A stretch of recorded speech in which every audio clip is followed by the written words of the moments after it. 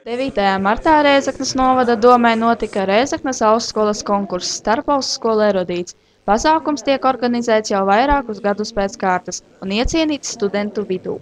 Starptautiskā erudīta mērķis ir pārbaudīt Latvijas augstskolas studentu zināšanas un noskaidrot, kura ir erudītākā Latvijas komanda. Otrajā daļā studenti atbildēja uz jautājumiem, kurus 4 gadus pēc kārtas sastāda Rēzeknes augstskolas bijušais vēstures bakalaura students Ēriks Začs. Kopumā tika uzdoti 34 jautājumu, kuros ir iekļautas dažādas tēmas. Principā man viss patīk. Jautājumi ir diezgan tādi sarežģīti, bet atjautīgi tā, vajadzēja padomāt. Vispārīgi ļoti bija interesanti. Komandas priekšlikumi parādīja vispār labi, tāds spēcīgi komandas.